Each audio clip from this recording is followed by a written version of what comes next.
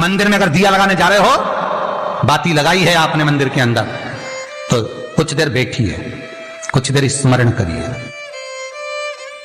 हमारे यहां तो यहां तक कहा गया है कि किसी मुर्दे को अगर जलाया भी जाता है, को कभी गोल बत्ती नहीं लगती। आप मटके के पास में, परिंदे के पास में, जल के पात्र के पास में कोई भी अगर दिया लगाएंगे तो वहां गोल बत्ती रखकर लगाएंगे तो घर में लक्ष्मी नहीं टिकेगी।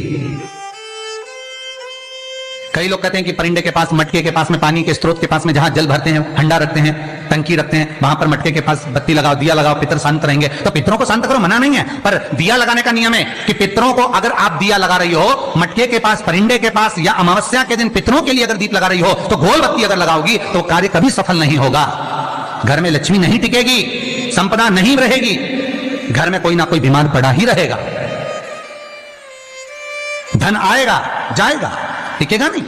इसलिए पितरों के लिए अगर दिया लगाना है, पूर्वजों के लिए दिया है, तो कपाल क्रिया तक रुकना पड़ता है कि थोड़ा रुकिए, कोई पीछे से आकर कुछ कर ना जाए। दीप जलाने थोड़ी देर रुकिए। और दीप का भी नियम है महाराज, दीप का भी नियम है। दिए में जो फूल बत्ती लगती है, गोल बत्ती लगती है, गोल वाली, ये बत्ती हमेशा कोई विष्णु भगवान की पूजन कर रहे हो, शिव जी की पूजन कर रहे हो, कोई अन्य देवता का अगर आप स्मरण कर रहे हो तो गोल बत्ती लगाई जाती है। भगवान के मंदिर में पूजन कर रहे हो तो गोल बत्ती लगाएं। लंबी बत्ती, लंबी वाली जो बत्ती होती है लक्ष्मी की पूजन में, देवी पूजन में, जितनी भी माताओं की आप पूजन करोगे, जितनी भी देवियों का आप स्मरण करोगे, उसमें लंबी बत्ती का प्रमाण है।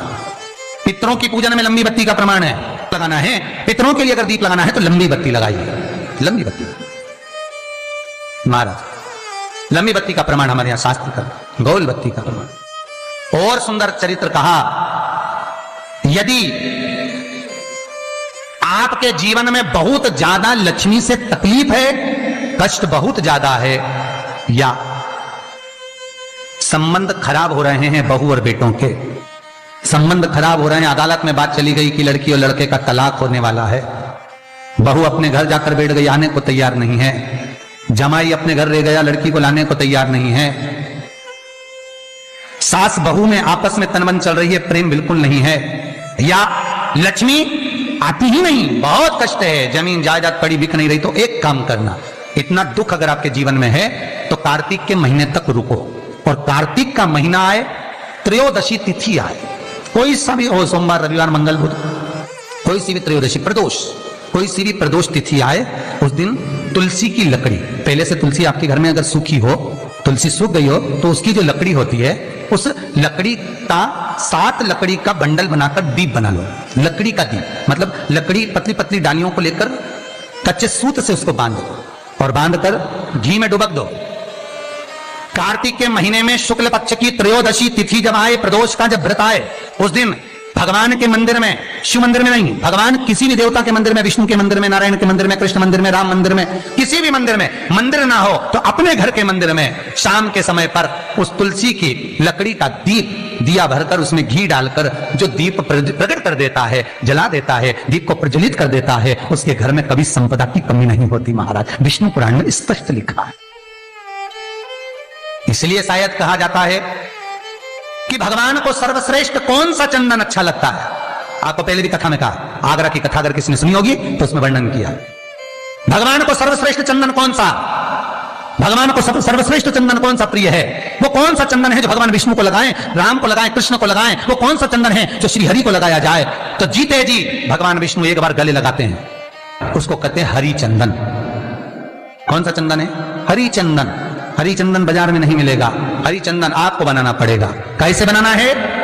तुलसी जब सूख जाए उसकी जड़ को निकाल लिया जाए, वो जड़ को पानी में धो लिया जाए, धोने के बाद उसको सिलबट्टे पर, पत्थर पर घिसा जाए, और घिसकर उसमें थोड़ा सा कुंकू, रोली डालकर तैयार कर कर जो भगवान विष्णु के मस्तक पर, कृष्ण राम के मस्तक पर लगा देते हैं, और उसकी एक बिंदी अपने हृदय पे लगा लेते हैं। जीते जी भगवान एक बार उसको गले लगाते ही हैं। हरि चंदन प्रियता।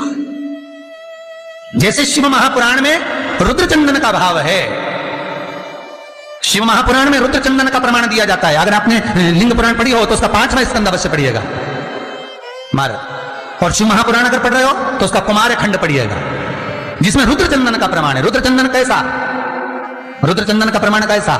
तो महाराज कहा चंदन घिसकर, पीला चंदन घिसकर उस चंदन को 3 मुखी रुद्राक्ष पर लपेट लिया जाता। 3 मुखी रुद्राक्ष पर उस चंदन को लपेटा जाता।